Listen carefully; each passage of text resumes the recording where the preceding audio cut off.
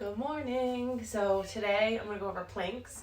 I will show you some modifications, things to look out for, muscles to engage, and then I've got my handy cleaning products. I'm going to show you some options to level up a little bit on them.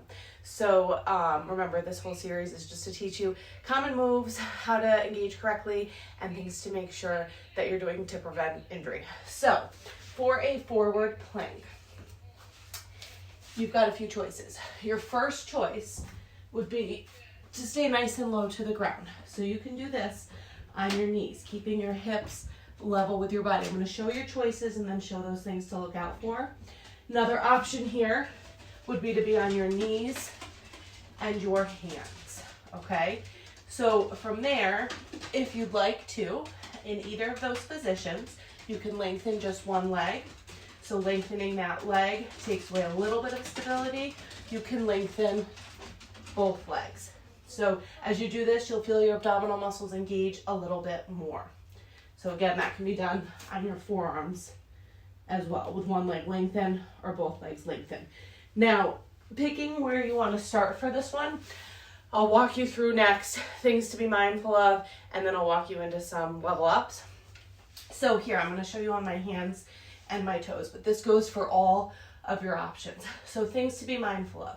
A lot of times we start to pop our hips towards the ceiling. This makes it significantly easier. If you're finding that you're doing this, I'd rather have you lower your knees to the ground. You can either keep your feet up. Some people like to keep their feet down.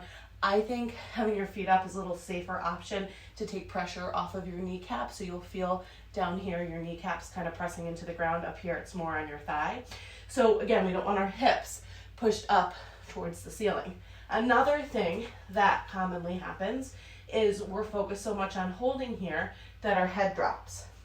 If you can see your feet, if you can see your knees, you want to lift that chin up. So think about it this way. If you are standing, you don't stand like this. If you stood like this all day, you'd get a really bad headache, right? So you want to stand with your face facing forward. Same thing as on the ground.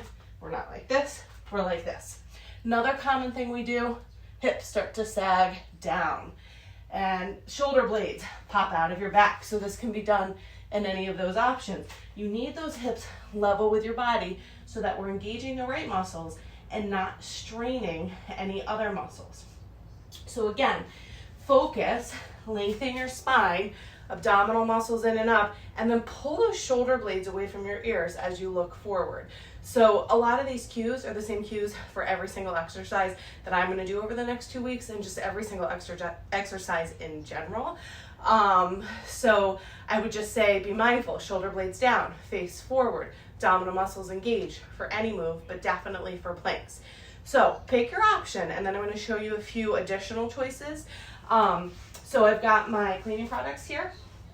If you're in your plank, and this can be done on your knees or your toes, you might want to widen your feet a little bit for some extra stability. You can do taps. So tap, tap, tap. Being mindful of what's happening in your hips. So it's not a tap and an open, and a tap and an open. Hips are level, tap, tap, tap. Okay, I don't know why I'm saying tap. Probably because Ben's doing his kindergarten work, and I'm finding the need to talk like a kindergarten teacher. So you can do that on your knees as well.